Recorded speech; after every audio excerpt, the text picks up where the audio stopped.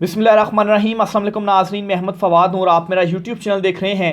नाज़रीन, बड़ी इंपॉर्टेंट खबरें आज की व्लॉग में आपके साथ शेयर करनी है। सबसे पहली और बड़ी खबर तो ये है कि मौजूदा चुनतखब हुकूमत आइनी तरमीम से पीछे हट गई है, हथियार डाल दिए हैं। जस्टिस मंसूर अली शाह साहब ही चीफ जस्टिस बनेंगे। कुछ एक्सक्लूसिव डिटेल्स आपके साथ मैंने शेयर करनी है, लेकिन साथ ही साथ नाजरीन, जो मौजूदा चुनतखब हुकूमत है आइनी तरमीम तो नहीं कर रही, लेकिन मुसलसल जस्टिस मंसूर अली शाह साहब पर जो दबाव है वो बढ़ाने की कोशिश की जा रही है। एक एजेंडा सामने आया है और इस एजेंडे के मुताबिक पार्लियामेंट में अब एक कानून साजी की जाएगी और इस कानून साजी के मुताबिक जजेस की जो तादाद है सुप्रीम कोर्ट में बढ़ाई जाएगी, ताकि जो अकलियत है चीफ जस्टिस कादी फ़ाइज़ ईसा की, उसे अक्सरियत में बदला जा सके। और एक और इसके साथ ये काम किया जाएगा कि जो नज़रसानी की अपील दायर की जाएगी वो सेम बेंच नहीं बल्कि उससे लार्जर बेंच सुनेगा। इससे क्या होगा जी कि जिस बेंच ने अभी फैसला दिया मखसूस नशिस्तों का, इससे लार्जर बेंच बनेगा और चूँकि जजेस की तादाद बढ़ी होगी तो चीफ जस्टिस कादी फ़ाइज़ ईसा साहब को अक्सरियत मिलेगी और जब लार्जर बेंच सुनेगा तो फैसला इनको ये लगता है कि इनके हक़ में तब्दील हो जाएगा। लेकिन इनका ये प्लान सिर्फ़ और सिर्फ प्रेशर या दबाव बढ़ाने की हद तक है कि मंसूर अली शाह साहब जो हैं वो किसी तरीके से ऑन बोर्ड आ जाएँ, इंगेज हो जाएँ। ये प्लान भी जो है वो नाकाबिले अमल है और इस प्लान में मज़ीद इनको नुकसान उठाना पड़ेगा। कुछ एक्सक्लूसिव डिटेल्स आपके साथ मैं इस हवाले से भी शेयर करूंगा और अगर ये ऐसा करते हैं तब भी चीफ जस्टिस कादी फ़ाइज़ ईसा को ये अक्सरियत नहीं दिला सकते। साथ ही साथ नाजरीन, नूर आलम खान जिन्होंने आइनी तरमीम जुडिशल पैकेज से मुतल्लिक जो 8 तरमीम थी जो बिल पेश किया था वो बिल वापस लेने जा रहे हैं। मौलाना फजल रहमान और पाकिस्तान तहरीक इंसाफ के वफ़द की मुलाकात हुई है। इस मुलाकात में कुछ डिसीजंस लिए गए हैं, इस पर भी कुछ तफसीलात आपके साथ में शेयर करूंगा। और इलेक्शन कमीशन ऑफ पाकिस्तान से भी आज बड़ी इंपॉर्टेंट खबरें हैं।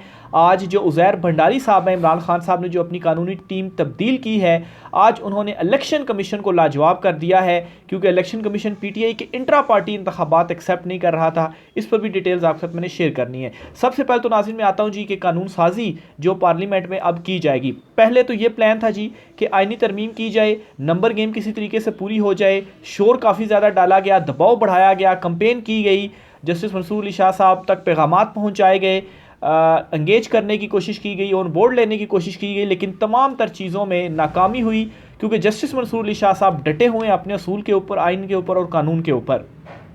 तो जब इन्होंने देखा जी कि दूसरी तरफ से तो मसला है और सिर्फ ये नहीं कि जस्टिस मंसूर अली शाह साहब, बल्कि अगर इस तरह का इकदाम उठाया गया तो ना वो इकदाम सुप्रीम कोर्ट ऑफ पाकिस्तान से कालादम हो जाएगा, बल्कि आइंदा के जो चीफ जस्टिस हैं उनको भी हम अपने खिलाफ कर लेंगे। इसलिए इस इकदाम को हमने नहीं उठाना, हथियार डाल दिए गए। आज कौमी असम्बली का इजलास था और उस इजलास में आइनी तरामीम एजेंडे में शामिल थी। जो कौमी असम्बली का एजेंडा था, 8 तरामीम उसमें की जानी थी, लेकिन आज हुआ ये जी कि कोरम ही पूरा नहीं हो सका और वुज़रा और जो MNAs थे वो कौमी असम्बली सेशन में आए ही नहीं तो अमूमी तौर पर तो ऐसा होता है कि इतनी इंपॉर्टेंट कानून साजी अगर आपने करनी हो तो फिर सारे आपके अवेलेबल होते हैं मेंबरान और वो असम्बली इजलास में शिरकत करते हैं। तो आज इतनी तादाद कम थी कि कोरम पूरा ही नहीं हुआ। जब तक कोरम पूरा नहीं होता है असम्बली का सेशन असम्बली सेशन जो है वो स्टार्ट नहीं हो सकता। कोरम से मुराद ये कि आपको एक मतलूबा नंबर चाहिए होता है MNAs का कि इतने MNAs मौजूद होंगे असम्बली में तब इजलास शुरू किया जाएगा। अगर उस मतलूबा नंबर से कम होते हैं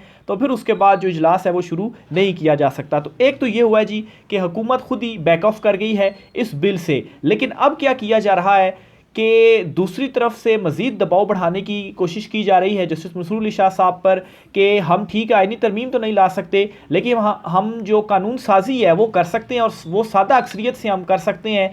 तो इससे जो है अब सादा अक्सरियत वो क्या अब कहा जा रहा है क्या करेंगे कि जजिस की जो तादाद है सुप्रीम कोर्ट की वो बढ़ाई जाएगी। जजिस की तादाद अभी 17 हैं जो परमानेंट हैं, 2 एडहॉक जजिस मजीद आए हैं, लेकिन कहा जा रहा है जी कि अब ये जजिस की तादाद 17 से 23 की जाएगी, यानी कि 6 जजिस का इजाफा किया जाएगा। अब जो सुप्रीम कोर्ट में सिचुएशन है जी वो 6 और 11 की है। Supreme court of Pakistan justice Mansoor Ali Shah साहब को मिलाकर 11 जो जजेस हैं वो एक तरफ हैं अक्सरियत में और बाकी जो 6 जजेस हैं उनका आप कह सकते हैं एक तरफ हैं। तो जब 6 ऐड हो जाएंगे मज़ीद तो ये प्लान है जी कि 6 और 6 12 हो जाएंगे। तो जस्टिस मंसूर अली शाह साहब का जो ग्रुप है फिर उनसे एक जज ज़्यादा हो जाएगा, तो काजी साहब की जो अक्सरियत है वो हो जाएगी। तो ये जो कानून है जी, ये सादा अक्सरियत से किया जा सकता है, हुकूमत के पास वो नंबर गेम पूरी है। अब इससे हासिल करने की क्या कोशिश है जी, कि अगर तो काजी फ़ायज़ ईसा साहब को अक्सरियत मिल जाती है तो हम नज़रसानी की अपील दायर कर देंगे कि जो मखसूस नशिस्तें हैं जी, और साथ में दूसरी जो तरमीम की जा रही है वो ये कि जो नज़रसानी की अपील दायर की जाएगी उसमें सेम बेंच नहीं सुनेगा, उससे लार्जर बेंच सुनेगा। यानी कि अभी अगर 13 रुकनी बेंच ने सुना है तो फिर कौन सा बेंच सुनेगा, उससे बड़ा होगा। यानी कि 13 है तो फिर उसमें 15 होगा, तो उसमें जी फिर ये हो जाएगा, या 15 से भी ज़्यादा 17 हो सकता है, या हो सकता है फुल कोर्ट हो जाए। तो उस सूरत में क्या होगा जी, कि अगर फुल कोर्ट होती है तो 11 एक तरफ होंगे, 12 एक तरफ होंगे, तो नज़रसानी जो है वो मखसूस नशिस्तों में हमारे हक़ में जा सकती है और हम अपनी नंबर गेम जो है वो पूरी कर सकते हैं। ये प्लानिंग है, लेकिन ये भी प्लानिंग इनकी नाकाम है। कैसे, उसकी रीज़न मैं आपके साथ शेयर करता हूँ जी। एक चीज़ तो ये है जी कि अगर ऐसा किया जाता है और 6 जजेस मज़ीद सुप्रीम कोर्ट ऑफ पाकिस्तान लाए जाते हैं, तो सुप्रीम कोर्ट में जो भी जज तैनात किया जाता है वो ऐसे नहीं होगा कि आप किसी को भी पकड़ के या सेशन कोर्ट से पकड़ के आप जो है वो ले आए सुप्रीम कोर्ट और कहें जी कि ये सुप्रीम कोर्ट के जज हैं। ऐसा नहीं है। सुप्रीम कोर्ट जज तैनात करने का बाकायदा तरीक़ाकार है, और उसमें ये होता है कि हाई कोर्ट जो होती हैं उनसे जजेस को प्रमोट किया जाता है और सुप्रीम कोर्ट लाया जाता है। जैसे chief justice Lahore high court थे जी, जस्टिस शहजाद मलिक साहब, उन्हें सुप्रीम कोर्ट लाया गया। तो अब ऐसा नहीं हो सकता। आप देखें इस्लामाबाद हाई कोर्ट से टोटल 8 जजेस हैं, 7 जजेस एक तरफ हैं और चीफ जस्टिस आमिर फारूक साहब एक तरफ हैं। जो माइंड सेट है उसकी बात कर रहा हूँ। लाहौर हाई कोर्ट पूरी इस वक्त खड़ी हुई है। तो 6 जजेस इस तरह से नहीं होंगे कि ये सारे के सारे अपनी मर्ज़ी से सिंध से ले आए या बलूचिस्तान से ले आए, और वो सारे ऐसे हों कि जिनसे जी ये सारे काजी फ़ायज़ ईसा साहब के हम ख्याल और इनका नंबर गेम पूरा हो जाए। अव्वल तो ये चीज़ नहीं हो सकती है, और अगर ये लेकर आते हैं 6 तो उनमें से आप 3-3 कर सकते हैं, तो नंबर गेम या अक्सरियत चीफ जस्टिस काजी फ़ायज़ ईसा साहब को फिर भी नहीं मिल सकती। एक चीज़। नंबर 2 चीज़ ये कि मखसूस नशिस्तों के फ़ैसले के ऊपर नज़रसानी अपील आप तब दायर कर सकते हैं जब तफ़सीली फ़ैसला आएगा। अगर यहाँ से बदमाशी की गई कि अच्छा ये मसला है तो अब हम इस तरीके से इस्तेमाल करेंगे कानून को अपनी हुकूमत को बचाने के लिए, और काजी साहब को ऐसे हम अक्सरियत दिलवाएंगे, तो यहाँ से फिर जो जजेस हैं उनकी तरफ से भी रिएक्शन आएगा। मैसेज तो इनको दे दिया गया है कि जो आप जुडिशल पैकेज लेकर आ रहे हैं 2033 तक ये अमल नहीं हो पाएगा, उसके बाद अगर करना है तो ठीक है, मौजूदा जजेस के ऊपर ये इंप्लीमेंट नहीं होगा। ये क्लियर मैसेज है, उनको जजेस ने साफ तौर पर बता दिया हुआ है। होगा क्या जी, मखसूस नशिस्तों का फैसला नहीं आएगा। फिर मखसूस नशिस्तों का फैसला नहीं आएगा तो नज़रसानी अपील कहाँ से आएगी, नंबर गेम कहाँ से पूरी होगी, और वो जो फैसला है वो फिर आ जाएगा। 25 अक्टूबर के बाद काजी साहब रिटायर हो गए, जस्टिस मंसूर अली शाह साहब चीफ जस्टिस बन गए। तो ये चीज़ भी क्लियर है जी कि चीफ जस्टिस मंसूर अली शाह साहब नहीं बनना है। ये जो इकदाम किए जा रहे हैं, पार्लियामेंट, सेशन, बिल, आइनी तरमीम, कानूनी तरमीम, कभी क्या शोशा छोड़ा जा रहा है, कभी क्या शोशा छोड़ा जा रहा है, ये सिर्फ और सिर्फ अदलिया के ऊपर दबाव बढ़ाने के मुतरादिफ है कि किसी तरीके से इंगेज हो जाएँ, ऑन बोर्ड हो जाएँ, क्योंकि इस चुनतखब हुकूमत को यही डर है कि काजी साहब अगर चले गए और जस्टिस मंसूर अली शाह साहब आ गए तो आइन कानून के मुताबिक इलेक्शन ट्राइब्यूनल के जो मामलात हैं वो अगर चल पड़े तो हमारी हुकूमत को घर जाना पड़ेगा। तो ये जी आपको मैं क्लियर करता चलूँ, जजिस की जानिब से ये मैसेज दे दिया गया है। दूसरी बड़ी खबर नाज़रीन जो आपसे शेयर करनी है वो है नूर आलम खान, जो कि JUI फेस से ताल्लुक़ रखते हैं जी। उन्होंने आज जो उनका बिल था एजेंडे में शामिल था, आज चूँकि इजलास मुलतवी हो गया, वो ख़ुद भी नहीं आए, बाकी भी नहीं आए, जुम्मे तक इजलास मुलतवी हुआ है, तो वो बिल वो आज पेश नहीं कर सके। अब जी मौलाना फजल रहमान ने पहले कुछ कमिट किया हुआ था PTI से कि जुडिशल पैकेज के हवाले से हम जो तजावीज़ होंगी उसमें आपके साथ होंगे। आज दोबारा मुलाकात हुई है वफ्द की PTI और मौलाना फजल रहमान के। ज़राए का यह दावा है कि उसमें ये यकीन दहानी कराई गई PTI को कि ये जो नूर आलम ने बिल वो किए 8 तरामीम प्रपोज़ की हैं, इसे नूर आलम खान वापस ले लेंगे। और जो हुकूमत की जानिब से अब ये आ रहा है जी कि हम जो है वो जजेस की तादाद बढ़ाएंगे, वो भी यही बात साबित करता है। अगर डॉट्स कनेक्ट आप करें तो हुकूमत क्योंकि नूर आलम खान के उसमें ये शामिल था कि जजेस की तादाद बढ़ाई जाए, तो वो वापस ले रहे हैं। इसीलिए जो हुकूमत है वो ये नई एक चीज़ लाने जा रही है पार्लियामेंट के अंदर, तो इसलिए इस खबर के अंदर जान भी है। तो ये दूसरी एक अच्छी खबर आप इसको कहें। और फिर जी मुश्तरका इजलास के हवाले से भी आपको बताता चलूँ, बहुत सारे लोग ये सवाल कर रहे थे कि अगर इनके पास इधर नंबर गेम पूरा नहीं है तो ये मुश्तरका इजलास बुलाकर वहाँ पर जो बिल है वो पास कर सकते हैं। तो मुश्तरका इजलास में कोई भी आइनी जो तरमीम होती है उसे पास नहीं किया जा सकता। इसके लिए ज़रूरी है कि 2/3 अक्सरियत से पहले कौमी असम्बली और उसके बाद 2/3 अक्सरियत से सेनेट में दोनों ऐवानों से ये पास हो, तब जाकर वो कानून की या जो तरमीम है वो हो सकती है, मुश्तरका सेशन के थ्रू नहीं हो सकती। तो जो नाज़रीन सवाल कर रहे थे उनके जहनों में थे, तो वो भी मैंने क्लियर कर दिया जी कि मुश्तरका सेशन में ये चीज़ हो ही नहीं सकती।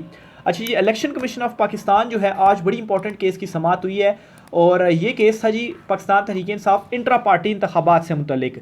इलेक्शन कमीशन को आज उसैर भंडारी साहब ने लाजवाब कर दिया है, क्योंकि मेन इंट्रा पार्टी इंतखाबात का ये था कि अगर एक्सेप्ट कर लिए जाते हैं पीटीए के इंट्रा पार्टी इंतखाबात, तो फिर वो जो 41 MNAs हैं उनको भी पार्टी सर्टिफिकेट, चूँकि बैरिस्टर गोहर वो चूँकि चेयरमैन है, उन्होंने ही जारी किए हैं, तो इलेक्शन कमीशन उसी को एक्सेप्ट नहीं कर रहा और कह रहा है जी कि आपके तो इंट्रा पार्टी इलेक्शन ही अभी नहीं हुए और एक्सेप्ट ही नहीं हुए और आप चेयरमैन नहीं है। मसला असल में यही बना हुआ और यही केस, अगर एक्सेप्ट हो जाए तो वो वहाँ पर भी कोई जवाब नहीं होगा इलेक्शन कमीशन के पास। बहरहाल जी, आज उज़ैर, इससे पहले अली ज़फ़र साहब लड़ रहे थे और अली ज़फ़र के वो पहले से ही बहुत सारे क्वेश्चन मार्क थे। इमरान खान साहब ने आज बल्कि कल अपनी परसों कानूनी टीम तब्दील की और उज़ैर भंडारी जो हैं इन्हें अपनी कानूनी टीम में शामिल किया है और उज़ैर भंडारी साहब पाकिस्तान तहरीक इंसाफ का इंट्रा पार्टी जो इलेक्शन है जी उसका केस सुन रहे हैं। अब इन्होंने कैसे लाजवाब किया ये ज़रा आप देख लें। मैं कुछ मुख्तसर सी जो चीज़ें हैं वो आपके सामने रखता हूँ जी।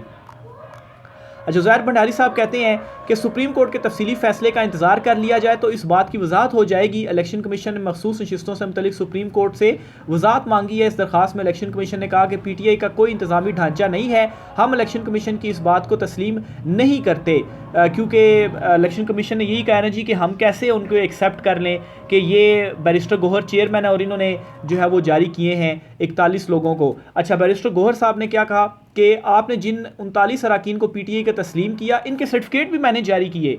तो उस वक्त भी तो ढांचा नहीं था, उस वक्त भी तो इंट्रा पार्टी इलेक्शंस आप एक्सेप्ट नहीं कर रहे थे, तो अगर 39 के कर लिए तो इन 41 के आप क्यों नहीं कर रहे? तो इसका भी कोई जवाब नहीं था। बहरहाल जी, मज़ीद उज़ैर भंडारी साहब ने कहा जी कि इलेक्शन कमीशन पहले अपना दायरा इख्तियार जो है इसका फ़ैसला कर ले और फिर इसके साथ ही ये हुआ जी कि दायरा इख्तियार और सुप्रीम कोर्ट की वजाहत आने तक केस को इल्तवा रखने की पीटीआई की दरख्वास्त पर जो फैसला है वो महफूज कर लिया गया और 18 सितंबर तक केस की जो समाअत है इसे मुलतवी किया गया है। इसके अलावा जी उज़ैर भंडारी साहब ने यह भी कहा कि सुप्रीम कोर्ट के मखसूस रिश्तों से मुतल्लिक शार्ट आर्डर आ गया है। सुप्रीम कोर्ट ने करार दिया है कि पीटीआई एक सियासी जमात थी और है, और इलेक्शन कमीशन ऑफ पाकिस्तान ने हमें बतौर सियासी जमात पार्टिसिपेट नहीं करने दिया। पीटीआई अगर सियासी जमात है और ये इलेक्शन कमीशन की गलती की वजह से ही इन्होंने पहले नहीं किए थे और आपने कहा था कि ये आज़ाद है, तो इसी वजह से ये आज़ाद हुए हैं। अब ये खुद कह रहे हैं, पार्टी सर्टिफिकेट दे रहे हैं जी कि हमारे बनने, तो आप एक्सेप्ट क्यों नहीं कर रहे? तो ये वो तमाम तर चीज़ें हैं जो पहले बैरिस्टर अली ज़फ़र जो है वो पता नहीं क्यों इनको सामने नहीं रख रहे थे। तो उज़ैर भंडारी साहब ने ये पॉइंट्स रखे हैं। तो इलेक्शन कमीशन मेंबरान जो हैं वो इसके ऊपर